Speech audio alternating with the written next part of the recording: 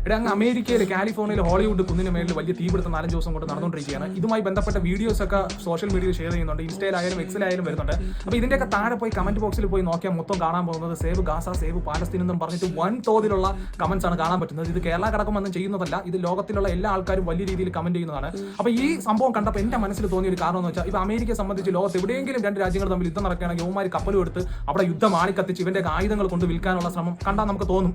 അപ്പോൾ സ്വന്തം രാജ്യത്ത് ജനങ്ങൾ അനുഭവിക്കുന്ന ആ പ്രശ്നങ്ങൾ കണ്ടിട്ടെങ്കിലും മീൻസ് അമേരിക്കയ്ക്ക് അപ്പോഴെങ്കിലും തോന്നണം ഇതുപോലെയാണ് മറ്റുള്ള രാജ്യങ്ങളിലും പ്രശ്നങ്ങൾ നടക്കുമ്പോൾ അവിടുത്തെ സാധാരണക്കാർ അനുഭവിക്കുന്നത് എന്ന് അവർക്ക് മനസ്സിലാകും എന്നാണ് ഞാൻ പ്രതീക്ഷിക്കുന്നത്. ഇനി എങ്ങനെയാണ് അമേരിക്കയിൽ തീപിടുത്തം ഉണ്ടായതെന്ന് വെച്ചാൽ, ഹോളിവുഡ് കുന്നിന്മേലിൽ എങ്ങനെ 3 ഏക്കറിൽ എന്തോ ചെറിയൊരു തീപിടുത്തം, അത് മീൻസ് 3 കാരണങ്ങളാണ് പറയുന്നത്. കാട്ടുതീ, അല്ലെങ്കിൽ മാൻമെയ്ഡ്, അല്ലെങ്കിൽ ഇലക്ട്രിസിറ്റി ലൈൻ കട്ടായി വീണുണ്ടായ തീപിടുത്തം എന്നാണ് പറയുന്നത്. ഈ തീപിടുത്തം വളരെ വേഗം പടരുകയും അത് അതേ സമയത്ത് തന്നെ അവിടെ സാന്റ ആന എന്ന് പറഞ്ഞിട്ട് ഒരു കൊടുങ്കാറ്റ് ഉണ്ടാവുകയും വളരെ 140 കിലോമീറ്റർ സ്പീഡിൽ ഈ കാറ്റ് തീ പന്തങ്ങളായിട്ട് പടർന്നു പിടിക്കുകയും അത് വലിയ രീതിയിൽ കാട്ടുതീയായി മാറി. ഇപ്പൊ അമേരിക്കയിൽ ഇതുവരെ ആ തീ സത്യം പറഞ്ഞാൽ ശമിപ്പിക്കാൻ പറ്റിയിട്ടില്ല. ഫയർ ഫൈറ്റേഴ്സ് ഈ തീ കടത്താൻ വേണ്ടി ഒരുപാട് അവിടെ ശ്രമിച്ചുകൊണ്ടിരിക്കുകയാണ്. ലോകത്തെ ഏറ്റവും വില കൂടിയ പ്രോപ്പർട്ടീസ് ഒക്കെ ഉള്ള സ്ഥലമാണ് ഈ കാലിഫോർണിയയിലെ ലോസ് ഏഞ്ചൽസ് എന്ന് പറയുന്ന സ്ഥലം. സെലിബ്രിറ്റീസ് ഒക്കെ താമസിക്കുന്ന ഒരു പ്രത്യേക സ്ട്രീറ്റ് തന്നെയുണ്ട്. അവിടുത്തെ സെലിബ്രിറ്റീസിന്റെ വീടെല്ലാം കത്തി നശിച്ചു. ഫെരാരിയും ലംബോർഗിനിയും അല്ലെങ്കിൽ ജി വാഗനെ പോലത്തെ വാഹനങ്ങളൊക്കെ റോട്ടിൽ കിടന്ന് കത്തി കയറുകയാണ്. ഇന്ത്യൻ മണി 400 കോടി വില മതിക്കുന്ന വീടുകളൊക്കെയാണ് അവിടെ നിന്ന് കത്തിപ്പൊയ്ക്കൊണ്ടിരിക്കുന്നത്.